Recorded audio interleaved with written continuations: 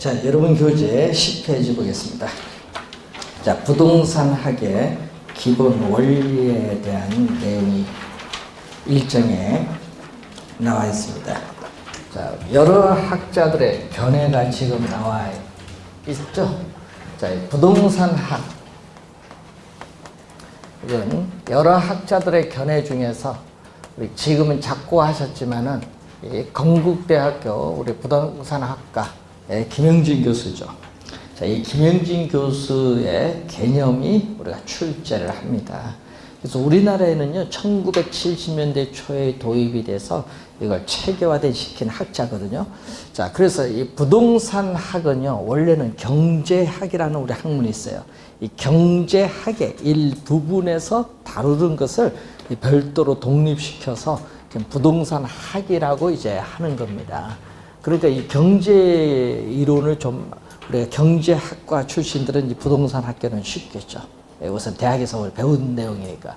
그래서 이 부동산학은 이 부동산을 대상으로 전개나가는 인간의 행위를 부동산 활동인데, 이 부동산 활동에 있어서의 능률화의 원리. 자, 이 능률화의 원리인데, 이 원리는 이 체계화된 지식의 원리라는 측면에서 이 이론 분야를 얘기합니다. 이 원리는 이론 분야. 이 능률화의 원리 및 그 응용 또 기술을 개척을 하죠. 능률화의 원리 및 그 응용 기술을 개척해 나가는 종합 응용과학이 부동산학입니다. 자, 그러면은 이 내용에서 이 응용 기술은 실무에서 적용하는 과정이죠. 그래서 이 원리를 실무에 적용하는 과정에서 그 응용 기술을 말하는데, 그래서 이론과 실무의 두 가지 분야를 모두 갖춘 학문이 부동산학입니다. 그래서 이걸 개척해 나가는 종합 응용 과학이라고 하죠. 그래서 부동산학 기초에서 시험에 나오면요, 부동산학 개념을 물을 때는 거의 김영진 교수의 개념을 출제를 하죠. 자, 그러면은 이 부동산학에 있어서 우리 공부를 이제 여러분 할 때 이 성격이 여러 가지 성격이 지금 교재에 나와 있습니다. 자, 우선 부동산학은 종합 응용과학이라고 했죠. 아까 종합 응용과학으로서 종합과학이다. 즉 부동산을 둘러싸고 있는 주변의 여러 과학의 연구 결과를 이용을 해야 됩니다. 그럼 주변의 여러 과학 뭐가 있어요? 대표적으로 아까 경제학, 경영학, 우리가 또 건물 지어야 되니까 토목학, 건축학 또는 지질학 뭐 이런 거죠. 또 규제도 있다 보니까 법학, 행정학, 사회학, 심리학 등 주변 여러 과학의 연구 결과를 우리가 이용을 해야 되는 무슨 과학이죠? 종합과학이다. 그래서 종합과학으로서의 학문적 성격을 우선 가지고 있는 것이 부동산학입니다. 자, 종합과학으로서의 성격을 가지고 있고, 또 두 번째로서는 또 어떤 성격을 가지고 있느냐 하면은, 자, 해는 동쪽에서 뜨고 서쪽으로 지는데 이러한 자연적인 현상을 연구하는 자연과학이 아니다. 자연적인 현상을 연구하는 자연과학이 아니라 인간과 부동산사의 관계를 나타내는 이 사회적인 여러 가지 형상을 연구하는 무슨 과학이죠? 사회과학이다. 사회과학이다. 이 자연과학이 아닌 사회과학으로서의 성격도 가지고 있고, 또 순수과학이 아니다. 물리학이나 화학, 생물학과 같은 순수도 과학이 아니라 부동산 문제를 해결하기 위한 응용과학으로서 현실의 여러 가지 부동산 문제를 해결하기 위한 응용과학으로서의 학문적 성격을 가지고 있다. 응용과학이다. 또 이 현실의 부동산 활동을 대상으로 우리가 나타나는 구체적인 우리가 경험과학으로서의 또 학문적 성격도 가지고 있다. 자, 구체적인 경험과학으로서 학문적 성격을 가지고 있고, 또 어떤 부동산 활동은 사회적으로 바람직스러운가, 또 어떤 활동은 사회적으로 바람직스럽지 못한가를 판단을 해야 됩니다. 그 판단해주는 기준이 우리 뭐라고 하죠? 규범이라고 하죠. 규범. 그래서 또 규범, 과학으로서의 학문적 성격을 가지고 있다. 이렇게 보시면 되겠죠. 자, 부동산학이 가지고 있는 성격인데 시험 문제 기초 낼 때 뭐 개념 성격에서 지문을 하나하나씩 뽑아오죠. 그래서 성격은 이 정도 성격을 가지고 있다. 보시면 되겠고 11페이지 보시면은 이 부동산학에 있어서 복합 개념이라는 용어가 나옵니다. 자, 이 복합 개념이라는 용어는요, 여러분이 이제 앞으로 부동산 공부할 때 많이 들어야 되는데, 이 부동산 자체를 우리가 형태가 있는 것은 무슨 거죠? 유형. 형태가 있는 것은 유형. 형태가 없는 것은 무형. 예? 자, 그래서 여러분 설계한다, 시공한다, 눈에 보입니다. 그래서 토지의 이용기법적 측면에서 우리는 지질, 토지의 지질, 지세, 집안의 상태, 설계, 시공 뭐 이런 걸 보는 것은 이 기술적 측면에서 바라보는 부동산 개념이다. 자, 기술적 측면에서 바라보는 부동산의 개념을 말합니다. 자, 그리고 무형적 측면에서 바라보는 개념이 있죠. 자, 부동산 시장에서 부동산을 사고자 하는 수요와 공급, 팔고자 하는 공급에서 가격이 어떻게 결정되고 변동되는가를 분석하는 가격 관계를 다루는 무슨 개념? 경제적 측면에서의 개념. 뭐 경영학, 경제학, 사회학, 심리학 등이 다 여기에 관련돼 있죠. 그리고 또 법률적 측면에서 여러분 공법적 측면에서는 토지는 한정되기 때문에 이용에 대한 규제를 또 하기도 하죠. 왜? 합리적, 효율적 이용을 하기 위해서 규제를 하기도 하고, 또는 여러분 토지 거래 시에 등기 관계를 확인을 하죠. 자, 위에는 공법적 측면, 밑에는 사법적 측면에서 우리 다루는 것을 우리는 법률적 측면에서 바라보는 부동산의 개념입니다. 그래서 부동산이라는 것은 이 기술적 측면에서 보기도 하고, 경제적 측면에서 바라보기도 하고, 법률적 측면에서 바라보기도 하는 이 개념을 전문용어로 뭐라고 하죠? 복합 개념이라는 용어죠. 복합 개념. 그래서 복합 개념의 내용이죠. 그래서 우선 작년에 복합 개념은 출제를 했습니다. 복합 개념. 그래서 부동산 평가, 부동산 관리라든지 이제 배울 때 이제 복합 개념 지문이 자주 나옵니다. 아, 그러면은 복합 개념 나오면 여러분은 빨리 뭘만 보면 돼요? 기술적, 경제적, 법률적. 요 지문이 반드시 나와요. 기술적, 경제적, 법률적 측면으로 이해되는 게 바로 복합 개념이라는 것을 기억해 두시면 되겠습니다. 자, 부동산 활동이 12페이지가 나오는데, 이 부동산을 대상으로 전개해 나가는 인간의 여러 가지 관리적 측면의 행위가 우리는 부동산 활동이라고 하죠. 자, 부동산 우리가 활동을 보게 되면은 우리 활동 주체, 자, 이 우리가 주체한 정부 부문에 의한 부동산 활동도 있고, 또 개인이나 이 기업과 같은 사적 부문에 의한 부동산 활동도 나타나고 있습니다. 그래서 여러분 거기에 한번 봤더니 뭐가 나와 있죠? 표가 하나 나와 있죠.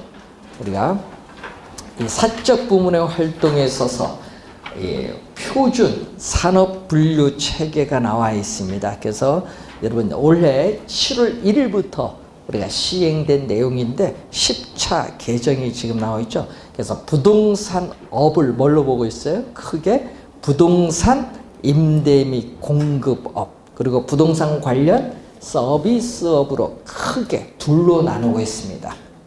크게 부동산업을, 그게 뭐죠? 중분류죠. 이 중분류 더 나누는 거, 소분류로 왔어요. 부동산 임대 및 공급업을 또 소분류했더니 부동산 임대업, 또 부동산 개발 및 공급업으로 나누고, 또 부동산 관련 서비스업은 부동산 관리업, 부동산 중개, 자문 및 감정평가업 이렇게 나오죠. 그래서 요 맨 마지막에 부동산 중개, 자문 및 감정평가 요것을 올해 바뀐 거예요.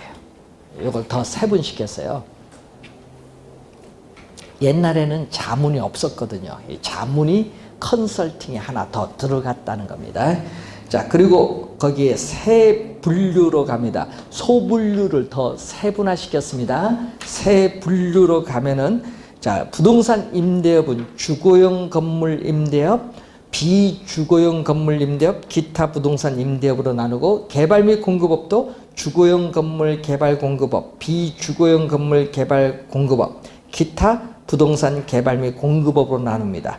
자, 부동산 관리업 올해 출제했어요. 올해 28회 시험에 여기서 출제인데 부동산 관리업에 속하지 않는 걸 물었거든요. 그러면 거기 봤더니 주거용 부동산 관리업, 비주거용 부동산 관리업이 나왔어요. 그럼 주거용 부동산 대표적으로 뭐가 있어요? 여러분 요즘 많이 사는 아파트 많이 사시잖아요. 그럼 아파트 관리도 들어가요, 안 들어가요? 들어가죠. 그럼 비주거용 부동산인 상가, 건물 관리 이것도 들어가요, 안 들어가요? 들어가죠. 뭐 그런 거, 그런 걸 뭐 지문에 탁 나온 거예요. 근데 뭐 여러분 뭐 거기 봤더니 그 내용을 올해 출제한 거고요. 부동산 중개 자문 및 감정평가를 보면은, 자, 여러분 작년에는요 부동산 중개업인데 여기 하나 더 들어왔죠. 부동산 중개 및 뭐가 나와서 대리업 바뀌었거든요. 원래 10차계죠. 그리고 부동산 투자 자문업 이렇게 나와요. 부동산 투자 자문업, 또 부동산 감정평가업. 여러분 우리 컨설팅을 번역해서 자문이라고 한 거거든요. 그래서 이렇게 부동산업을 이렇게 나누는 겁니다. 자, 한번 우리가 원래 개정됐기 때문에 한번 우리가 기초니까 한번 확인을 한번 해보시는데, 자, 그래서 부동산 컨설팅업이라는 게 우리는 자문업이라고 많이 안 하고 컨설팅업이라고 많이 하는데, 자, 여러분도 공인중개사 자격증을 따면은 우선은 거래를 할 수 있는 기본은 된 거예요. 공부를 더 하셔야 되는데 기본이 됐으니까 거래를 하면서 컨설팅도 하게 돼요. 전문가가 좀 약간 거래도 많이 하다 보면 컨설팅도 할 수 있는데, 컨설팅 할 때 여러분은 그런 게 있거든요. 여러분 공인중개사 자격증을 땄어요. 그러면 이제 등록을 할 때 서류에 잘 적어야 돼요. 부동산 중개업 이렇게 하면 큰일 나. 이렇게 쓰면 안 돼요. 중개 및 컨설팅업. 밋은 뭐예요? and잖아요. and. 동시에. 그래서 부동산 이렇게 적어야 돼요. 중개업 하면 골치 아파요. 여러분 신고하면 골치 아파. 여러분 거래를 해서 수수료 받았는데 신고하면 골치 아픕니다. 자, 여러분 20억짜리 토지 거래를 했는데 수수료로 1억 받았어요. 어떻게 돼? 1억 주려니 아까운 거야. 신고해버립니다. 지방자치단체. 중개수수료 0.9%인데 왜 1억 받느냐? 신고해버려. 아, 신고하든 뭐든 1억은 딱 받고 보내면 돼. 받고 보내야 될 거 아니에요. 신고는 하든 말든. 그러면 어떻게 돼요? 신고하면은 돈 돌려줄까 싶은데 안 돌려줍니다, 우리는. 그럼 영수증 달락하거든요. 신고해야 되니까 영수증 써줍니다. 어떻게? 0.9% 딱 하고 뭐? 0.9% 중개 수수료, 나머지 돈, 컨설팅 수수료 딱 써주 끝. 아무런 법적 하자 없습니다. 그런데 중개업만 하면 골치 아픈 거야. 컨설팅 수수료 받으면 법 위반이야. 감옥 가게 돼 있어요. 여러분 중개 등록 취소돼요. 그러니까 여러분 조심해야 돼. 쓸 때 이렇게 써야 돼. 그러니까 등록할 때 그렇게 쓰세요. 나중에. 그러니까 이런 것도 하나의 요령입니다. 그러니까 여러분 수수료 어떻게 해요? 얼마 줄 거냐부터 생각을 해야지. 그러니까 토지 하는 사람, 상가 건물 하는 사람은 어떻게 돼요? 다른 거 못해요. 수수료가 많은데. 여러분 가끔 상가 건물 거래를 하다 보면 이런 게 있거든요. 상가 있죠? 거기 갈비집을 하고 있는데 나는 다른 집에 갈비집 해서 여기서 다른 쪽으로 옮겨가야겠다. 요거 매각을 해야 되는데 뭘 해요? 권리금 받아달라고 해요. 권리금. 권리금 얘기합니다. 권리금 1억만 나한테 주면 되겠다. 그러면은 요 중개업자가 얘기를 잘 했어요. 매수인을 확보해서 권리금 2억을 만들었어. 그럼 거래를 써야죠. 써야 됩니다. 그럼 쓸 때는 만나면 돼요, 안 돼요? 안 돼요. 만나는 순간 거래계약 깨집니다. 절대 만나면 안 돼. 이제 매수인 확보했으면 이제 계약서 쓰죠. 매수인에게 계약서를 쓰고 얼마 해서 쓰고 어떻게 돼요? 돈 보내라. 자기 통장으로 보내시오. 그리고 자기 스스로 빼고 매수인에게 보내면 끝. 만나면 안 돼요. 매수인한테 이미 다 써서 받았지. 1억 딱 권리금 해서. 그러면은 나중에 알게 돼도 관계없어. 여기서 계약은 끝났어. 근데 2억 이 사람한테 1억 주고 나머지 내가 1억 챙겼잖아요. 중개업자가. 근데 판 사람이 나중에 알게 됐어. 저 1억도 내한테 줘야 되는 거 아니냐. 네? 줄 필요가 없어요. 내 수수료야. 뭔지 아십니까? 근데 그걸 달라고 소송을 했더니 소송 치지. 당연히 중개업자가 승소합니다. 그러니까 상가 건물 할 때 진짜 좋죠. 예? 그래서 건물주가 그 권리금에 눈돌면서 나 요 건물 리모델링 한다. 내보내놓고 자기가 약간 리모델링해서 새로 임차인구에서 권리금도 받아. 나쁜 사람 많다니까요. 그래서 여러분 중개업할 때 조심해야 되는 거예요. 상가 건물 할 때 사고 많이 생깁니다. 그건 직접 해보세요. 나중에 따서. 그래서 아파트만 하지 마세요. 상가 건물도 좀 하시고 토지도 좀 하시고. 그래서 여러분이 공부할 때는 그런 것을 잘 봐야 돼요. 무엇을 할 거냐. 업이 많잖아요. 그 업 중에서 개발업도 많은데 그래서 공장 부지를 개발해서 매각을 한다든지 뭐 많습니다. 잘 한번 해보시고 부동산 활동의 속성을 한번 가봅니다.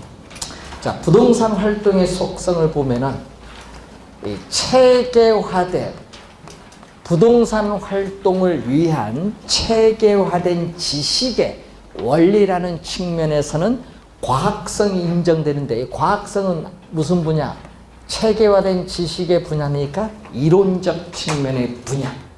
그리고 이 체계화된 지식의 원리를 실무에 적용합니다. 실무에 적용하는 과정에서 숙련, 기교의 관점에서는 뭐가 인정된다? 기술성. 체계화된 지식의 원리는 과학성.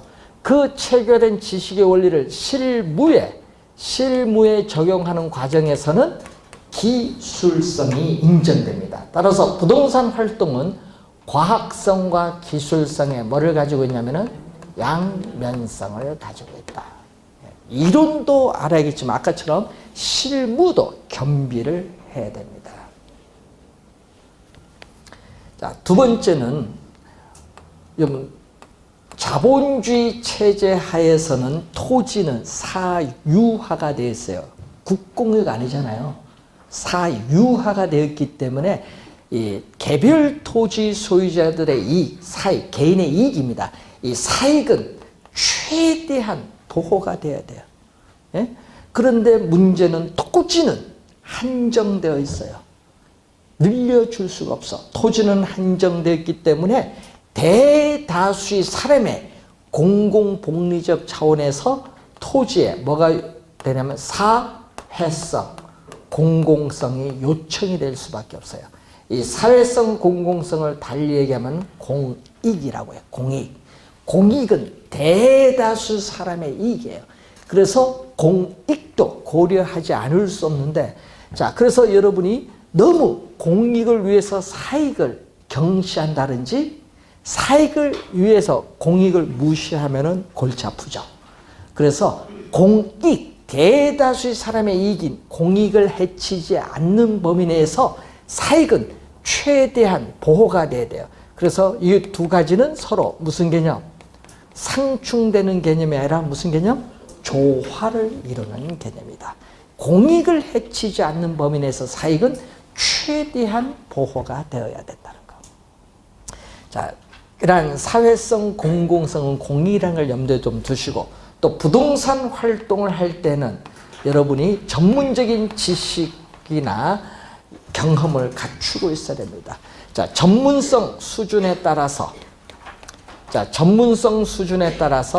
1차 수준, 2차 수준, 3차 수준의 부동산 활동이 있습니다. 자, 1차 수준의 부동산 활동은 부동산은 전문가가 아니에요.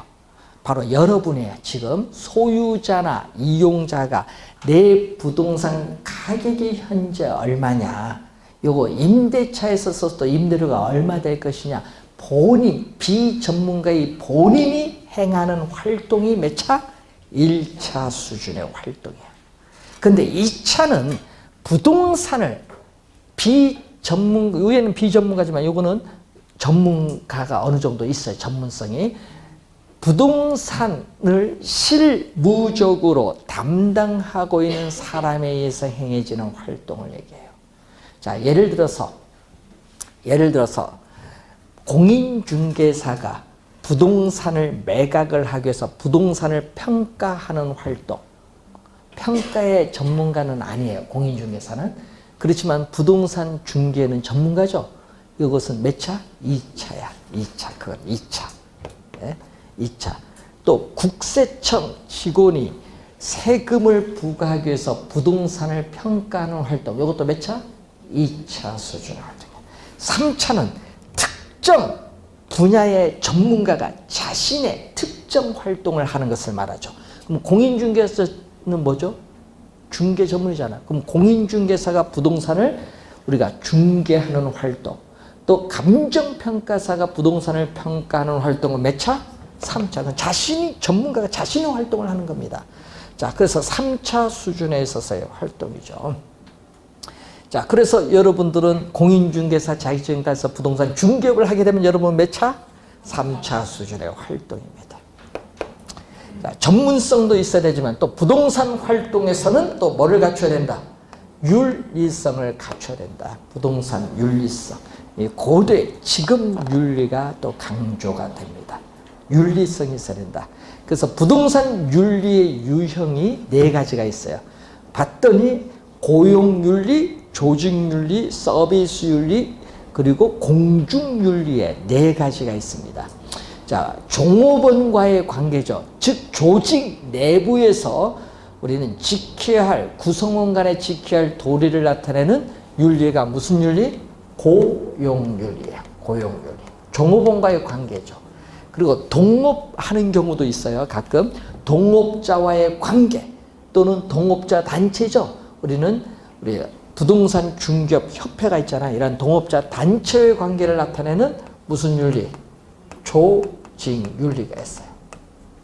또 매도 의뢰인, 또 매수 의뢰인과의 관계를 나타내는 서비스 윤리가 있고, 또 일반 대중을 대상으로 하는 또 공중 윤리가 있죠. 자, 부동산 윤리의 유형은 4가지 윤리가 있다는 거. 가끔 지문에 요게 또 지문 속에 또 출제를 합니다.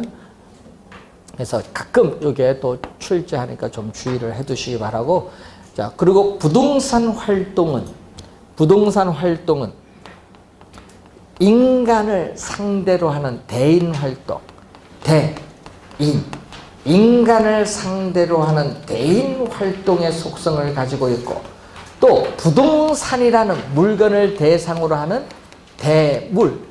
물은 물건이죠. 부동산이라는 물건을 대상으로 하는 대물 활동의 속성을 또 가지고 있어요. 부동산 활동은 인간을 상대로 하는 대인 활동, 부동산이라는 물건을 대상으로 하는 대물 활동의 속성을 가지고 있습니다. 그리고 또 부동산 활동은, 자, 토지는 위치가 고정되어, 여러분 고정된 상태에 이동시킬 수 토지는 없어요. 그렇기 때문에 토지 거래를 하기 위해서는 각종 자료를 수집을 해서 우리가 분석하는 활동을 전문용어로 정보활동이라고 해요. 정보활동.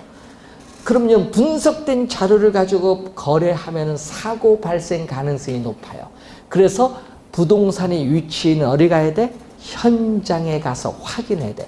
현장에 가서 확인하는 것을 전문 용어로 뭐라고 하냐면은 임장활동이라고. 임장. 현장에 뭐라? 임하라.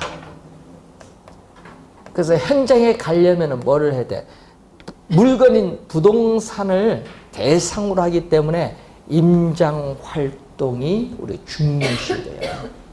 현장에 가서 확인해야 된다. 뭐를 확인해야 돼? 부동산의 위치라든지 측량을 통해서 면적이라든지 용도라든지 이런 걸 다 확인을 해야 돼요.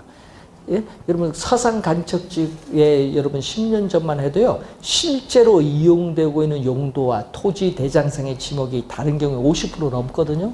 근데 부동산 평가를 할 때는 실제로 이용되고 있는 용도를 기준해서 평가해요. 그러니까 가치가 달라지죠. 확인해야 돼요. 예? 그런데 토지 거래를 했는데 말만 들었어. 괜찮다. 예? 말만 듣고 어떻게 돼요? 서류상 확인해서 샀는데 현장에 갔더니 어떻게 돼요? 주택을 못 지어. 예? 산 꼭대기 바로 밑에 있어. 그런 경우 있어요. 얘는 어떤 분이 여주에서 그렇게 사서 머리 아파요. 돈 날렸지. 평생 모은 돈. 현장에 가서 확인을 반드시 해야 되는 게 무슨 활동? 임장활동. 그래서 그렇게 뭐 이제 하는 사람들은 기획부동산이라고 많이 하는데, 그래서 여러분 기획부동산 요 옆에 또 기획부동산이었잖아요. 도망갔지. 아, 우리 건물 옆에 기획부동산이잖아요.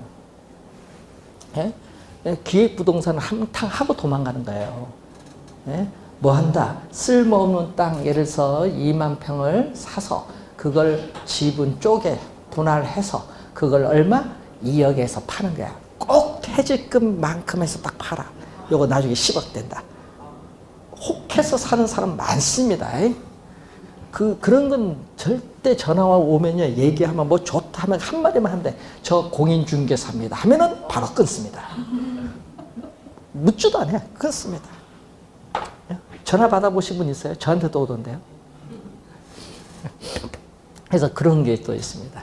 어제도 상담해 줬어요. 어제 또 EBS에서 PD분이 전화 와서 어느 지금 뭐 그렇게 얘기해서 모른다. 요것만 불러보세요. 부르면 확인할게요. 바로 확인해 주지. 그러니까 예? 야, 돈 1억대 먹네요. 사기입니다. 했지. 예? 그러니까 예? 현재 가서 이제 자기들도 뭐 하니까 바쁘잖아요. 방송도. 그래서 이제 확인을 또 제자리 전국 다 했으니까 바로 확인해요. 그러니까 지금 금액이 3억 7천인데 5억 2천 불었습니다. 한다. 그러니까 여러분 모르면 사기입니다. 그래서 현장에 가서 반드시 확인을 해야 돼요. 자, 임장이 중요하고, 또 부동산 활동은요, 땅만 하는 게 아니에요. 수평 공간, 이 지표만 보는 것이 아니라 지하, 공중을 다 포함하는 몇 차원? 3차원이라고 해요. 여러분 지표, 공중을 포함하는 몇 차원? 3차원의 공간 활동이다. 그래서 이런 부동산 활동은 공간 활동이라고 해요. 공간. 3차원의 공간 활동. 또 부동산은 여러분 토지는 사용하여도 소모가 안 돼요. 또 토지로부터는 수익은 소모가 안 되다 보니까 영속적으로 발생하기 때문에 부동산 활동 시에는 장기적인 배려가 필요하다. 장기적인 배려가 필요하다. 배려의 장기성. 자, 여러분 가끔 이런 게 있죠. 102층짜리 건물을 신축하는데 설계 시공이 가능한가? 예? 기술적 측면을 보는 거죠. 건축 자재라든지 이런 건.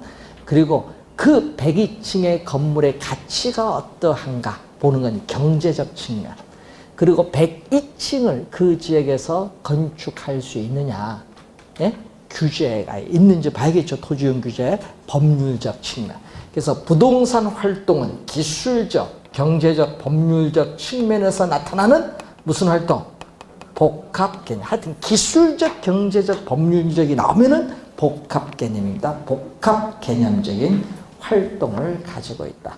그래서 부동산 활동은 이런 내용이 나오는데, 특히 임장 활동은 뒤에 가서 또 우리가 자주 배우는데, 부동산은 하여튼 우리 임장이 중요합니다. 그래서 여러분이 임장을 잘 해두셔야 되죠. 자, 여러분 가끔 뉴스 듣다 보면 변호사분이 있거든요. 여러분 2006년도인가 그때 당시에요. 강남에 유명한 로펌의 모 변호사가 있습니다. 젊어요. 파릇파릇한 젊었는데 서울대 법대 나오고 하여튼 변호사 로펌에 있는데 진짜 잘합니다. 근데 문제는 외국에 하고 거래를 중요 건물을 거래하는데 이제 잘만 하면 수수료가 한 뭐 30억 떨어지는데 문제는 그런 문제가 아니라 라이센스 자격증 가지고 있는 걸 물어요. 그러니까 있습니다. 그러니까 우리도 변호사 다 있습니다. 그러니까 그걸 묻는 게 아니죠. 뭐 공인중개사 라이센스 자격증 있냐 묻는 거예요. 당신은 법 전문가지 부동산 전문가는 아니지 않느냐. 예? 없죠. 예? 그러니까 이제 중개사를 데려와서 이제 그걸 사인 받아야 될 거 아니야. 그래서 변호사는 중개사 자격증이 없어요. 변호사 자격증은 뭐가 나와요? 공인회사 자격증 나오지만 요건 안 줘요. 그래서 요거 달라고 소송을 했는데 소송에서 졌어요. 소송에서 졌습니다. 변호사도 뭘 쳐야 돼? 공인중개사 시험을 쳐서 자격증을 따야 돼요. 근데 공인중개사 시험 치려니까 제일 난해한 과목이 뭐냐? 다 잊어버렸잖아요. 부동산 학개론이야. 그분이 학개론 과락을 맞아서 떨어졌어요. 그때 학개론 어려웠어요. 그때 이 사람 칠 때 떨어졌어. 그런데 문제는 작년에 또 어떻게 그래요? 유명한 또 모 변호사가 공인중개사를 수수료 얼마 적은 금액 받고 중개 업무 한데 그게 막 싸우는데 여러분 변호사가 중개 업무 할 수도 있겠지만은 문제는 법률적 측면만 보는 거죠. 서류만 보잖아요. 현장 가요 안 가요 그 사람이? 안 가지. 서류 보고 사고 나면 누구 책임? 변호사 책임 아니야. 여러분 책임이지. 변호사는 뭐 법률적으로만 하자 했나 그거 보는 거지 서류상으로. 그러면 사고 나면 보상해 줄까요 변호사가? 서류상 아무 문제 없다. 그건 너가 확인해야지. 그러니까 중개업이 중요한 거예요. 중개업은 현장에 가서 확인을 해야지. 그리고 사고 나면 또 뭐야? 이런 보증보험 가입해 있죠? 보상해야 되잖아. 1억 원까지는. 그래서 변호사한테 가서 계약을 하는 게 아니에요. 자문만 구할 뿐이지. 그래서 중개업은 10년 뒤에 어떤 분은 공인중개사가 없어질 직업이라 하는데 공인중개사가 없어지지도 않아. 로봇가 가서 확인할 거예요? 예? 인공지능은 보여주지. 요거 예? 3차원으로 보여주죠. 법률적으로 해결되지만 현장 가서 확인해야죠. 그건 누가 해야 돼? 여러분 해야지. 그러니까 여러분 운전면허증 반드시 따야 돼. 중개사 자격증 따고 운전 연습 꼭 하셔야 돼. 임장 가려면 손님 모시러 가야 될 거 아니에요. 그러니까 또 요거 잘 해야 돼요. 할 일 많죠. 예? 자격증, 운전면허증 자격증 따야 되고. 자, 그래서 이제 여러분이 임장 활동이 중요하기 때문에 중개업은 10년 뒤에도 안 없어집니다. 자, 외국에는요, 변호사보다 위에 있는 게 공인중개사입니다. 우리나라는 변호사가 옛날부터 뭐 영감님 검사 변호사에서 그런 뭘 했는데 외국에는요 변호사가 밑에 있고요 뭐가 위에 있어? 중개사가 위에 있어요. 중개사들이 변호사를 고용해서 거래하는데 거래 계약하면 여러분처럼 계약서 하나가 아니라 계약서가 100페이지 넘어요. 그건 변호사하고 그 중개사가 컨트롤하는 게 변호사 고용해서. 그러니까 여러분 외국은 공인중개사가 위에 있어. 그래서 항상 중개사 자격증 여부 아무것도 아닌 게 아니라 그러니까 우리나라 시험 더 어렵게 해야 돼. 더 올랐는데 중국에서는 중개업 직업이요 최고입니다. 예? 중국 사람한테 물으면요 앞으로 어떤 걸 하고 싶냐면 제일 먼저 공인중개사입니다. 상하이에 시험 공인중개사 자격증 시험 치는데 몇 명이 하냐면 1억 지원합니다. 1억 명이 지원해. 인구가 몇 명인데요. 네, 1억 명을 지원하는데 1억 명에서 몇 명 뽑아요? 7명 뽑아요. 그럼 누가 되겠어? 가보면 우리 비슷한데 거의 100점 나와야 돼. 그만큼 엄청난 시험입니다. 100점 맞아야 될 거 아니에요. 거의 그래야 되는 거예요. 최고 직업인데 그러니까 어떻게 돼요? 우리 조선인들이 조선족들이 우리 한국에 와서 중국 동포들 와서 공인중개사 자격증 시험을 쳐요. 따서 자기들이 어디가 중국 가서 법을 만들어서 합니다. 왜? 거기서는 따기지 못하니까 우리나라에서 따서 가는 거예요. 근데 여러분 가서 중국 하면 여러분 안 돼요. 조선 동포가 되지. 중국 동포들. 중국 국적을 가지고 있잖아요.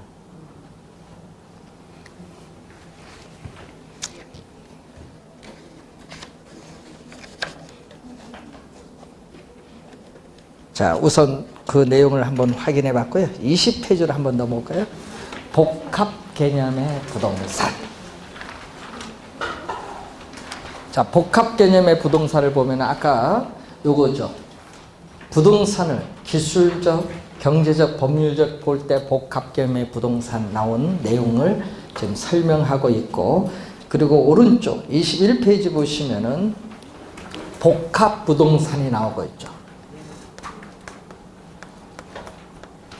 자, 복합 개념의 부동산.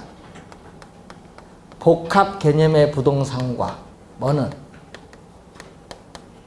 복합 개념의 부동산과 복합 부동산은 다른 용어. 같은 용어가 있다. 어떤 분은요, 복합 들었다고 같은 용어로 생각하는데 다른 용어입니다. 복합 개념의 부동산과 복합 부동산은 다른 개념. 자, 복합 부동산은 토지와 토지 위에, 여러분 토지와 토지 위에 정착된 물건. 자, 여러분 토지 위에 정착된 물건에 대표적으로 뭐가 있어요? 우리 공부하고 있는 지금 건물이 있잖아요. 토지와 토지 위에 정착된 물건이 뭐한 상태로? 결합이 됐다. 그럼 예를 들어서 자, 토지 위에 이렇게 건물이 무슨 상태? 이 결합된 상태예요. 자, 그런데 문제는 이 토지를 지금 주거용인데 상업용으로 이용하려면 이 건물을 철거해야 돼. 철거해서 상업용으로 지어야 돼요. 그러니까 철거하는 비용도 들고 용도 변경에 따른 비용도 들겠죠. 그런데 문제는 어떻게 돼요? 쉬울까요? 어려울까요? 건물 철거하는데 쉽지가 않지. 용도 변경도 어렵고. 그래서 이 쉽게 아닌 거예요. 그래서 토지와 건물이 결합된 상태 그대로 이용할 수밖에 없어. 그래서 부부의 혼인관계처럼 서로 뗄래야 뗄 수 없는 관계다. 그래서 토지와 건물을 철거하지 않는 한 토지와 건물이 결합된 상태 그대로 부동산 얼마냐 평가활동, 부동산 거래할 때 결합된 상태 그대로 하게 됩니다. 이걸 뭐라고 하죠? 복합 부동산이라는 용어를 사용합니다. 그래서 여러분이 27회 시험에 또 출제가 된 용어. 두 번 출제했거든요. 11회 시험과 27회 시험에. 그래서 복합 부동산, 복합 개념의 부동산은 다른 의미다. 자, 그러면은 저 왼쪽에 보시면 복합 개념의 부동산에서 뭐가 나오죠? 기술적 개념이 나오죠. 자, 거기 왼쪽에 보시면요. 이 기술적 개념의 부동산인데, 여러분 기술적 개념의 부동산을 봤더니 거기에 네 가지가 나오죠. 뭐가 나오면 자연, 공간, 위치, 환경, 네 가지입니다. 그러면 작년 27회 정답이 뭔지 아세요? 이렇게 냈거든요. 기술적 개념의 부동산에는 자연, 공간, 위치, 자산 등이 있다. 자산 들어가면 안 되죠. 네, 그렇게 출제를 해요. 어디 소속됐는지는 알아야 돼요. 기술적 개념 몇 개? 4개. 자연, 공간, 위치, 환경 4개.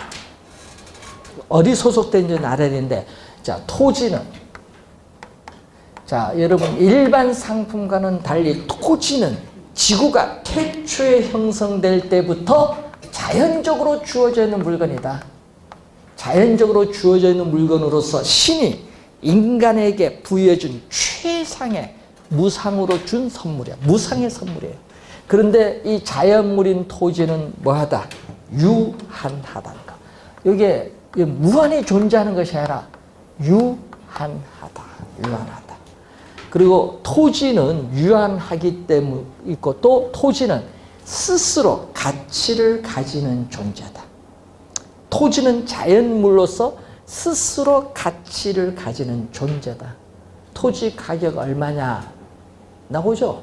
스스로 가치를 주어져요. 자연적으로 주어졌지만.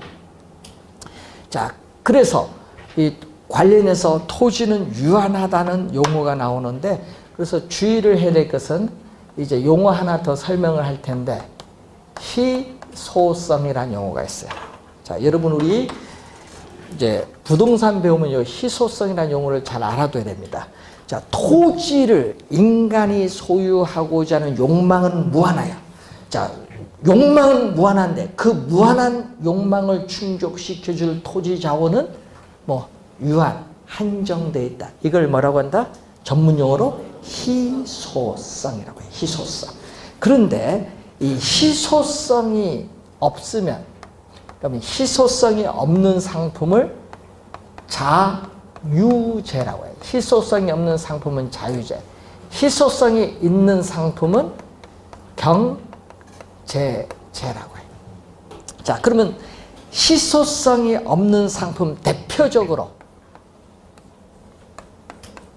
햇빛, 공기.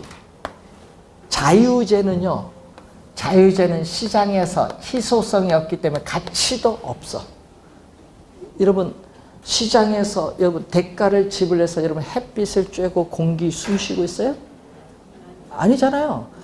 시장에서 아무런 대가를 지불하지 않고 여러분 마음대로 쓸 수 있어. 이런 상품은 가치가 없고 소유욕도 있어요, 없어요? 소유욕 있을까 없을까요? 소유하고자 하는 욕망? 없지. 없는 상품. 이런 상품이 무슨 상품? 자유재입니다. 자유재. 그러면 토지는 경제재야. 토지는 경제재. 그럼 시험 지문에 토지는 경제재이다. 맞아요, 틀려요? 네, 맞는 질문이에요. 아, 그렇게 막 출제해버리는 거예요. 이제 용물음 틀리니까 하는 거죠. 경제재는 희소성이 있어요.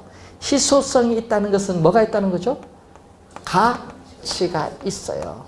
가치. 그래서 토지는 가치가 있어요. 스스로 가치를 가지는 존재예요. 가치가 있고 또 일반 상품과는 달리 또 소유욕도 있어요.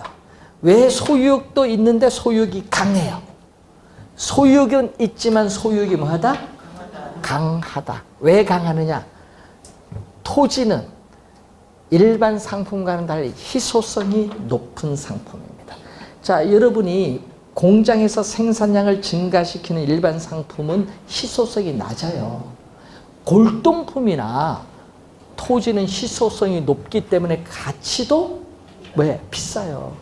비싸. 그래서 항상 기본 희소성이 높을수록 뭐도? 가치도 비싸고 소유욕도 강하다. 그러니까 골동품이라든지 유명 화가의 그림이라든지 희소성이 높으니까 가치도 높고 소유 욕구도 강하죠.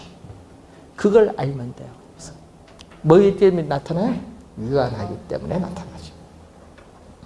자, 그래서 자연이고, 자, 공간은 민법 제212조 조문이 있습니다.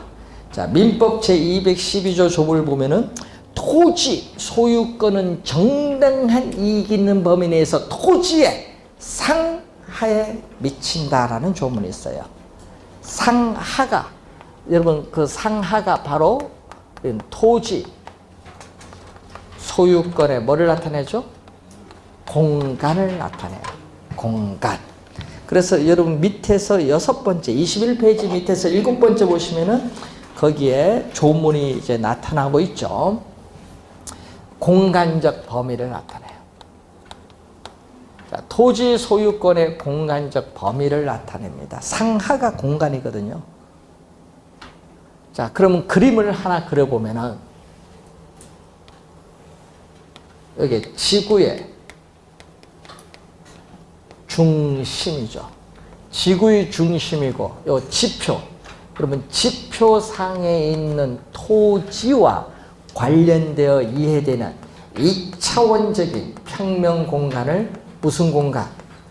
2차원적인 평면 공간을 수평 공간이라고 합니다. 자, 그러면 지표에서 지구의 중심을 향한 요 공간을 또 전문 용어로 뭐죠? 지중공간. 22페이지 맨 위에 보면 나와 있어요. 수평공간, 지중공간. 또 이 지표에서 공중을 향하여 영장되는 일정한 높이 공간을 공중공간이라고 해요. 그래서 부동산 활동의 대상으로서의 토지는 수평공간인 평면공간의 지중공중을 대해서 몇 차원? 3차원의 공간이다. 3차원의 공간 활동이라는 것을 강하게 인식을 해야 돼요. 그리고 이때 이 공간을 또 무슨 공간? 수평의 지중공중 배에서 입체 공간이다. 입체 공간이다. 그래서 토지 소유권의 공간적 범위는 뭘로 규정하고 있다? 입체 공간이니까 입체적으로 규정하고 있다. 자, 그러면은 이 토지 소유권의 공간적 범위에서 이 지표상에 있는 토지를 배타적으로 이용할 수 있는 권리를 지표권이라고 해요. 또 이 지중 공간, 자, 토지 소유권자의 토지 구역상의 지중 공간을 이용할 수 있는 이 권리를 또 뭐라고 하죠? 이용할 수 있는 권리를 지하권이라고 해요. 자, 또 토지 소유권자의 토지 구역상의 공중, 이 공간을 다른 사람, 타인에게 방해를 받지 않고 일정한 고도까지 포괄적으로 이용할 수 있는 권리를 공중권이죠. 그래서 토지 소유권의 공간적 범위는 크게 뭘로 구성되고 있다? 지표권, 지하권, 공중권으로 구성하고 있다. 이런 거죠. 자, 요 자세한 이제 내용들은 우리가 이제 나중에 좀 더 자세하게 1, 2월 설명하는데 우선 이 기초에서는 우선 토지 소유권의 공간적 범위는 뭐죠? 지표권, 지하권, 공중권으로 구성되고 우리는 토지 소유권의 공간적 범위는 입체적으로 규정하고 있다. 입체 공간이기 때문에. 자, 삼천 공간, 입체 공간. 요걸 잘 기억해 두면 돼요. 자, 위치. 자, 위치인데 부동산은 여러분 절대적 위치란 게 있거든요. 절대적 위치 그리고 상대적 위치란 게 있어요. 상대적 위치를 경제적 위치라고 합니다. 자, 절대적 위치는 토지의 지리적 위치 자체가 고정됐어요. 자, 토지에 여러분 지리적 위치가 고정되어 있다. 요걸 부동성이라고 하는데 동은 뭐죠? 움직일 동이거든요. 움직이지 않는다. 토지의 지리적 위치 그 자체는 고정되어 움직이지 않는 특성이 부동성이야. 그럼 절대적 위치는 어떻게 돼? 토지의 지리적 위치 그 자체는 뭐가 돼? 고정되어 이동할 수 없는 걸 얘기해. 그래서 절대적 위치죠. 그래서 절대적 위치는 우리가 부동성을 의미하는데, 즉 지리적 좌표, 지리적 좌표로서의 위치는 고정이 되어 있기 때문에 변화가 있다 없다? 없다. 불변. 절대적 위치는 부동성이거든요. 그래서 토지의 지리적 좌표로서의 위치는 어떻게 돼요? 고정되어 있기 때문에 변화가 없다. 그렇지만 상대적 위치는 토지는 지리적 좌표의 위치는 고정되어 변화가 없지만은 주변 그 고정된 토지를 둘러싼 주변에 토지 이용 상황 등에 따라서 토지 가치는 어떻게 돼요? 고정됐을까요? 변할 수 있을까요? 변할 수 있죠. 그 주변의 토지 이용 상황이 어떠냐에 따라서 토지 가치는 달라질 수 있어요. 가변적인데 이것을 우리는 뭐라고 한다? 상대적 경제적 위치다. 그래서 토지의 가치를 판단할 때는 절대적 위치보다는 뭐를? 상대적 위치를 더 우리는 중시 여기고 있다는 거죠. 자, 우선 절대적 위치, 상대적 위치의 얘기를 우선 염두에 두고, 그래서 항상 위치는 고정되어 이동할 수 없거든요. 그러다 보니까 유리한 위치느냐 불리한 위치냐에 따라서 토지 가치가 달라질 수 있죠. 그래서 여러분 우리 늘 얘기합니다. 상가 여러분 중개사 자격증 따서 상가 여러분 소개해 줄 때 항상 뭐를 봐야 돼? 위치. 첫째도 위치, 둘째도 위치, 셋째도 위치야. 그만큼 위치를 강조하는 거야. 위치를 여러분 우리 갈 때 전문 자격증 따면 위치라고 하면 좀 그렇잖아요. 그때는 은어를 사용하지. 목이 좋다. 목이 좋다 얘기를 많이 안 하는 거야. 그걸 은어 같은 거 사용하죠. 그래서 목이 좋은 장소의 얘기를 많이 하죠. 상당히 중요합니다. 여러분 횟집 같은 데 가보셨어요? 횟집 같은 데 보면 횟집이 어떻게 나요? 쫙 서 있잖아요. 일렬로 쫙 서 있습니다. 여러분 어디 가서 회를 드세요? 물어봐야죠. 횟집이 이렇게 뭐 일렬로 막 이렇게 서 있을 거 아니에요. 네? 여기 입구예요. 입구. 이렇게 들어가면 여러분은 첫째 번째 집 가서 사요? 여기 우린 중개업소도 마찬가지야. 첫째 안 가. 네? 어떻게 돼? 여기서 쫙 가잖아. 그 여기서부터 이제 보다가 이제 보잖아요. 그럼 꼭 가면 여기 제일 많이 가. 횟집도 그래. 식당도 그렇고. 네? 그런 걸 잘 보셔야 돼. 그 업종이죠. 또 업종에 따라에 단다. 업종에 따라서는 또 여기가 좋은 게 있어. 그렇죠? 여기가 좋은 게 있습니다. 그런데 또 이렇게 도로가 이렇게 됐을 때 여기가 끝내줘. 왜? 이쪽에서도 볼 수 있고 이쪽에서도 볼 수 있잖아요. 그러니까 여기가 어떻게 돼? 끝내주는 장소지. 그럼 여기가 가격이 비싸지. 그러니까 이런 건 위치가 고정되기 때문에 어떤 점포가 들어오냐 이게 상당히 중요합니다. 그래서 이 부동산을 잘 보셔야 돼. 그래서 늘 돌아다니면서 괜찮은 거 있으면 한번 사진도 찍어보고 여기 주변에 뭐가 있는가 한번 이런 거 분석도 해보고 그냥 뭐 여러분이 공인중개사 자격증 따서 나중에 놀러도 갔거든요. 놀러 가면은 놀러 가지 마시고 그거 가면서 보세요. 경치 뭐 이렇게 보지 말고 저기는 왜 저기 점포는 적고 점포는 많을까 그런 식으로. 그래서 우리 어떤 분은 강릉에 놀러 가셨어. 놀러 가면은 뭐 어떻게 돼요? 강릉 속초 놀러 가면 그거만 보지. 여기 강릉은 왜 여기 바닷가에 여기 임대주택이 있을까? 고민하는 거야. 갑자기 놀러 갔다가 임대주택이 왜 있을까? 야, 요거 돈 되겠는데 한번 중개업소 또 들어가 물어보는 거야. 요거 얼마입니까? 하니까 얼마 안 됩니다. 딱 했더니 얼마 하니까 매매 가격 4천만 원입니다. 10평짜리 4천만 원? 그런데 임대는 얼마고 보증금 얼마? 보증금 2,500만 원 월 10만 원, 15만 원, 뭐 20만 원 뭐 이렇게 된대. 요거 나와 있는 게 몇 채죠? 하니까 딱 봤더니 12채가 나왔어. 12채 다 거기서 계약해버렸어. 왜? 보증금 받고 뭐 안고 했더니 자기가 돈 들어가는 건 얼마 없어. 딱 했는데 월세 받고 대출 받은 금액 6천만 원 대출 받은 이자 갚아버리니까 어떻게 그래도 50만 원 남는데 남았더니 또 평창을 배우면서 거기서 또 뜨잖아요. 떠서 더블 가격이 돼서 매각을 해서 돈 번 거야. 강릉 놀러 갔다가 계약을 하고 왔다니까 12채를. 그러니까 그냥 가더라도 보세요. 왜 여기 있을까 이런 거. 예? 제주도 가서 뭐 협재라든지 월정 이런 데서 야 좋다 사진 찍지 마시고 왜 여기 그 카페가 생겼을까? 토지 가격이 얼마인가 모르지. 월정이 평당 2천만 원입니다. 그 딱 해안도로 딱 입구. 여러분 모든 사람 가면 거기 다 가지. 그러다 보니까 우리도 땅값 올리자. 협재 또 생기는 거야. 협재 카페. 그럼 거기는 아직 좀 싸지. 예? 그런 거지. 놀러 가면 그런 걸 보셔야 돼요. 여러분 토지 같은 거. 왜? 그러니까 뭐에 따라 똑같은 토지잖아요. 주변에 토지가 어떻게 이용되느냐 이게 중요한 겁니다. 이용 상황에 따라 토지 가치는 변할 수 있다. 자, 위치로서 보는데 거기에 봤더니 뭐가 나와요? 접근성이라는 용어가 하나 나오네요.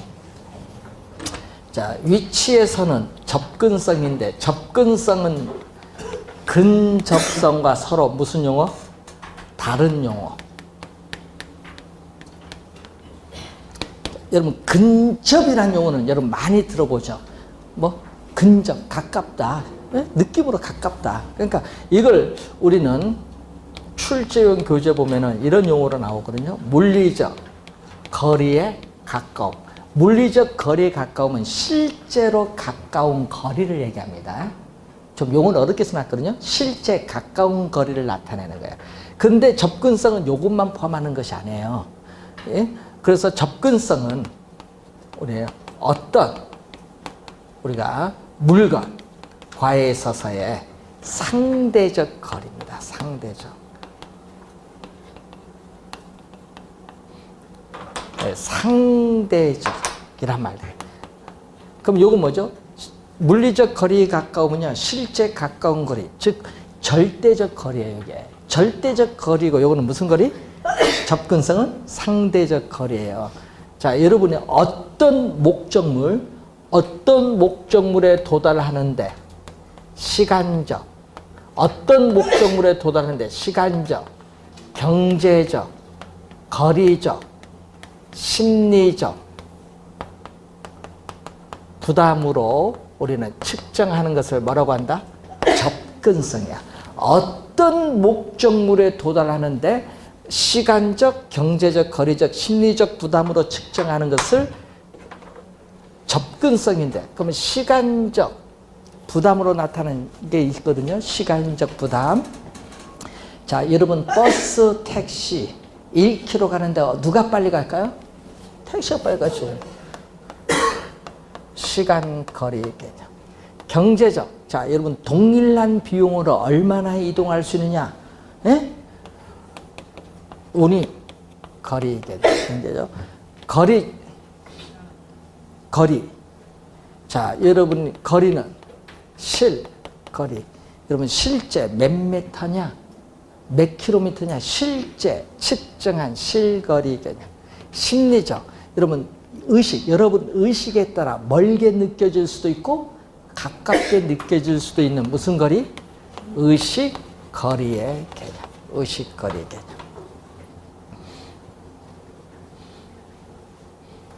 여러분 광명에 이 아파트가 오른 것 중에 크게 기여한 것은요, 세종신도시도 기여를 많이 했죠. 네? 세종신도시도 기여 많이 했어요. 왜냐? 여러분 세종신도시에 사는 공무원들이 뭐 한다? 자녀 있는 중고등, 초중고만 돼도요, 자기가 살고 있는 동네를 안 떠나려고 합니다. 예? 그래서 어떻게 돼요? 요즘에 예? 자식을 앞서서 어떻게 돼요? 예? 사모님께서 안 간다, 자식이 안 된다. 그래서 누가 혼자 갑니까? 예? 남편분이 혼자 가는 거야. 그래서 아파트 26평에 25평에 거기서 남자 4명이, 공무원 4명이 거기서 지내면서, 아파트 하나 부양받은 게 있으니까 그거 지내면서 월세를 내요. 관리비. 그러면 그 사람들 왜 안 가냐? 그러니까 어디 있어? 예? 신혼부부는 다 출퇴근해야 되니까 우리 광명에 잡죠. 그리고 광명으로 이사 오죠. 왜? 5성까지 몇 분 걸려요? 예? 예? 20분밖에 안 걸리잖아요. 5성에서 어디 돼요? 청사까지 또 얼마? 10분밖에 안 걸리잖아요. 그러니까 어떻게 돼? 거기서 사는 건 안 좋잖아요. 그러니까 다 여기서 살면서 내려가 왔다 갔다 하는 거, 출퇴근. 근데 그 출퇴근 비용도 국가 예산을 가지고 지급하려고 하다 걸려서 지금 못하고 있지. 하여튼 우리나라 공무원들 자기 돈 안 쓰려고 하는 건 최고. 그래서 광명이 오르는 거예요. 뭘 때문에? 아, 왜 세종이 더 가깝잖아. 거기서 출퇴근하면 더 좋은데. 의식거리라는 게 무시 못해요. 항상. 네? 그래서 여러분들이 항상 멀게 느껴지냐, 가까이 느껴지냐, 본인의 그 의식에 따라 부동산 가격이 달라지는 거예요. 네? 의식거리가 또. 그래서 부동산은 이 4가지 개념을 다 포함하는, 상대적 거리는요, 이 4가지 거리를 다 포함하는 게 무슨 개념? 접근성이에요. 그러니까 이 근접성, 요거가 개념이 다, 요거는 실제 가까운 거리, 요거 하나만, 거리 개념만 들어가지만 요거는 다 포함한 개념입니다. 자, 그럼 접근성이 좋으면 어떻게 돼? 접근성이 좋으면 입지 조건도 좋고, 요 4가지 다니까 입지 조건도 좋고 부동산 가치도 높아요. 그렇지만은 항상 높은 건 아닙니다. 자, 접근성이 좋을지라도 접근의 대상 물건이 위험시설, 혐오시설, 공해시설이라면 부동산 가치는 오히려 하락하죠. 감가, 가치가 감소해요. 위험시설 대표적인 거 하면은 가스 충전소, 변전소를 예를 볼 수 있고, 혐오시설 하면은 쓰레기, 매립장, 화장터 같은 걸 들어볼 수 있고, 그리고 공해시설 하면 쓰레기, 소각장, 다이옥신 배출 소각장 이런 거죠. 자, 옛날 화장터는요, 옛날 같으면은 지상에 있어서 배출되니까 예? 안 좋았거든요. 그런데 요즘은 지상에 없잖아요. 다 어디로 가요? 지하로 가기 때문에 별 문제 없어요. 여러분 선진국은 다 화장터가 도심에 있어요. 도심에 다 있습니다. 그리고 화장터 부분에 또 공원도 많이 조성돼서요. 가격이 비싸요. 화장터 주택이 가까울수록 가격이 비싸요. 예? 우리나라는 선입견이라는 게 있어. 옛날 지상에 있다 보니까. 그래서 하남 아시죠? 경기도 하남시에 화장터를 경기도에서 거기서 화장터 후보지에서 그린벨트에 거기에서 해서 한다. 그러니까 막 반대하는 거야. 조건을 줬어. 예? 조건. 돈 2천억. 2천억 하남시에 주겠다. 2천억. 그리고 전철을 그 지역까지 뽑아주겠다. 딱 먼저 예산 배정해서 뽑아주겠다 했는데 나이 드신 분은 찬성, 젊은 분들은 반대. 그래서 그것 때문에 한창 싸웠습니다. 뭐 주민 소환도 있었고 하여튼 싸웠습니다.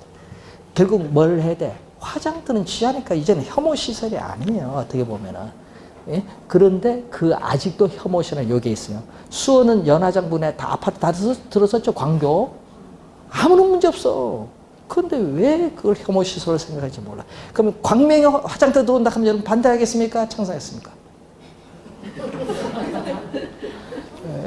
찬성해야지. 근데 뭐 있죠? 딜을 해야지. 더 달라고. 예? 뭐 있잖아요. 더 달라고. 광명시 예산을 더 뭐 해달라는 그런 게 해야지. 그래서 접근성의 대상 물건이 뭐냐 이런 게 중요해요. 그리고 접근의 정도도 중요하거든요. 접근의 정도. 어느 정도 접근성이 좋은가. 자, 여러분 살고 있는 주택 가까이에 여러분 학교, 공원, 할인점, 백화점 이런 각종 편의시설이 가까이 있으면 상당히 좋습니다. 상당히 좋은데 문제는 너무 지나쳐요. 예를 들어서 시장 안에 주택이 있으면은 시장 내 각종 쓰레기 악취 또 시장 내 소음 등으로 해서 오히려 주택 가격이 하락할 수도 있어요. 그리고 거리와 접근성 보면은 또 거리가 실제 가까우면 접근성도 좋아요. 그런데 항상 좋은 건 아닙니다. 거리는 가까운데 가끔 있어요. 일방 통행 관계로 멀리 한 10분, 15분 우회해서 들어가는 경우 거리는 가깝지만 접근성 면에서 오히려 불리할 수도 있다. 특히 목동 가면 일방 통행이 너무 많아. 그래서 우리 짜증나 거기 가면은. 예? 참을 잘못 가면요 사고 많이 납니다 거기. 일방 통행이 워낙 많아서. 그래서 그런 경우가 있어요. 서울 같은 경우에는. 자, 그런 것도 우선 한번 확인해 보시면 되겠습니다. 자, 그리고 용도가 있어요. 부동산의 용도와 접근성을 보면은 부동산의 뭐에 따라 용도에 따라 접근성의 중요성이나 평가의 기준이 달라지는데 자, 여러분 시험 문제 가끔 지문에 또 자주 나오죠. 자, 주거용 부동산인 경우에는 주택을 소유하여 생활함으로써 느끼는 만족이 바로 쾌적성이야. 쾌적성이 높을수록 주택 가격도 비싼 경향. 쾌적성. 또 생활에 또 뭐를 또 고려하죠? 편리성. 여러분 요 두 가지 상당히 고려 많이 하죠. 자, 상업용 부동산. 여러분 상가, 점포 등의 상업용 부동산은 뭐를 고려해야 돼? 그 점포로부터 매상고가 높아야죠. 그리고 매상고와 관련해서 그걸 뭐라고 하죠? 수익성을 중심으로 판단하고 공업용 부동산은 제품을 생산하는데 생산 비용은 적게 들어야 되고 또 제품을 시장까지 운송하는데 드는 수송비도 적게 들어야죠. 이걸 우리는 또 한마디로 표현하면 뭐를? 생산성이죠. 그래서 주거용 부동산은 쾌적성, 상업용 부동산은 수익성, 공업용 부동산은 생산성을 중심으로 판단을 한다. 시험 지문에 자주 나오는 용어. 자, 위치가 고정된 부동산들이 모여서 하나의 지역에 환경을 형성합니다. 그래서 이러한 환경이 부동산 활동을 지배하면서 부동산 활동을 둘러싼 부동산 형성에 많은 영향을 미치고 있다. 이렇게 보시면 되겠습니다. 자, 그리고 지금 본 게 무슨 개념? 기술적 개념이에요. 자, 그러면은 기술적 개념은 그렇다 치고 경제적 개념이 또 나오죠. 자, 이제 복합 개념의 두 번째 경제적 개념 26페이지 보시면은 경제적 개념을 보면은 뭐가 있다? 자산, 또 자본, 생산, 요소, 소비재, 상품.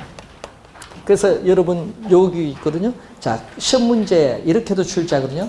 다음 중 경제적 개념의 부동산이 아닌 거. 여기서 지문 4개 나오고 하나가 뭐가 나왔다? 공간이 나왔다. 그럼 답은? 공간이 답이지. 23회 그렇게 출제했어요. 그런 점수 주려고 되는 문제지. 그런 걸 맞춰야겠죠. 그러면 시험에 또 많이 출제되는 용어가 자산이거든요. 자산. 부동산은 무슨 자산이냐 하면요. 부동산은 실물 자산인데 여러분은 항상 우리 기본적인 개념인데 실물 자산은 이 토지, 건물 등의 부동산은 실물 자산이고 여러분 골드바 알죠? 금, 골드바, 금 실물 자산이야. 금융 자산은요 화폐로 표시된 자산. 뭐가 있어요? 여러분 현금, 은행의 예금, 뭐 정기적금, 예금 이런 거, 또 주식, 채권 이런 것은 화폐로 표시된 무슨 자산? 금융자산. 그러면 요걸 왜 알아야 되냐 하면요. 인플레이션이라는 용어가 있거든요. 인플레이션은 물가가 지속적으로 오르고 있는 현상. 물가가 지속적으로 상승하는 현상이 인플레이션인데 자, 물가가 지속적으로 오르면 달라져요. 자, 올해 1월 1일 100패의 가격이 5만 원이었어. 근데 12월 달에 왔더니 그 5만 원짜리 동일한 물건의 가격이 7만 원이에요. 얼마 올랐어요? 똑같은 물건이 2만 원 올랐죠. 그럼 2만 원만큼 돈의 가치가 더 떨어졌다는 거예요. 올해 초에 비해서. 그 얘기예요. 그래서 인플레이션이 발생을 하면은 화폐 가치는 하락을 합니다. 그렇지만 실물 자산의 가격은 오릅니다. 그러면은 사람들은 인플레이션이 발생을 했을 때 화폐로 표시된 금융자산을 보유하기보다는 실물 자산을 보유하는 것이 유리하다. 왜? 구매력을 보호받을 수 있기 때문에. 이걸 전문용어로 뭐라고 하냐면 인플레이션 해지란 말 써요. 해지. 해지는 금융 요게 선물 용어인데 이걸 번역을 굳이 하고자 한다면은 위험 회피죠. 인플레이션이 발생했을 때 위험을 회피시켜주는 수단으로서 뭐를? 실물 자산인 부동산을 보유하는 것이 뭐다? 유리하다. 이 지문을 우리는 25회 시험과 27회 시험, 25회 시험은 정답으로 물었고요. 27회 2번 출제했어요. 인플레이션이 발생했을 때는 화폐로 표시된 금융자산 보유하기보다는 실물자산의 가격이 오르기 때문에 실물자산을 보유하는 것이 우리 유리하다. 즉 인플레이션의 방어수단으로서 구매력을 보호받을 수 있다. 이런 얘기죠. 용어 중요한 용어입니다. 그래서 여러분 용어 나올 때 또 우리가 잘 기억해 두시고 또 작년에 나온 용어 중에 이런 용어가 하나 또 있었어요. 여러분 27회 시험에 스태그플레이션이 출제했거든요. 인플레이션 나온 김에 작년 요거 뭡니까 물었어. 스태그플레이션. 요것은요, 여러분 우리 뉴스에서 많이 나오는 용어거든요. 그럼 작년에 요걸 왜 출제했는지 모르겠어요. 이렇게 뉴스에서 나오는 용어를. 그래서 요거는 스태그네이션이라는 단어입니다. 스태그네이션에 뭐를 대줬죠? 뒤에 인플레이션을 대줬어. 이제 영어 단어를 아는가 문제인데 스태그네이션은 경기가 침체하고 있어요. 경기가 침체를 하고 있고 인플레이션은 물가가 뭐 하고 있다? 예? 상승하고 있어요. 경기 침체, 불황하에 물가가 오르는 현상을 뭐라고 한다? 스태그플레이션. 스태그플레이션.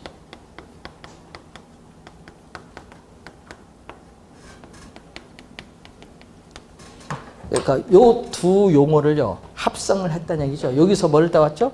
스태그. 여기서 뭐 프레이션 따와서 만든 용어예요. 요거 스태그플레이션 요 용어가 27회 작년에 출제된 문제입니다. 문제 한 문제도 출제했어요. 요게 뭐냐? 개념. 예, 여러분 항상 용어는 정확하게 이해되면 시험 문제 쉽게 풀립니다. 그 요즘에 또 뉴스 보면 뭐 에그플레이션이라는 용어도 막 나오거든요. 농산물 문제로 인해서 에그플레이션. 예? 농업이 에그리컬처잖아요. 거기서 따온 에그. 그래서 이게 막 만들어내요. 그래서 이 농산물 가격 폭등을 해서 물가가 오른 경우도 있거든요. 그래서 그걸 에그플레이션이라고 하는데 그런 이제 용어들이 막 나와요. 부동산 관련해서 이제 여러분 이런 용어들은 좀 알아두시면 되겠습니다. 자, 그럼 자산, 뭐 생산 요소, 소비재 상품으로 구성되어 있다. 한번 확인하시고, 이거 기초니까 이 정도로 구성되어 있고, 우리가 다음 주에 강의를 할 내용에 대해서는 법률적 개념. 자, 복합 개념의 세 번째, 법률적 개념, 토지 용어, 토지 특성. 이렇게 중요한 부분을 강의를 진행하도록 이렇게 하겠습니다. 다음 주 교재 나오죠? 그래서 다음 주에 교재 나오면 교재 갖고 강의를 진행하도록 하겠습니다. 자, 오늘 수고하셨습니다. 안녕히 가십시오.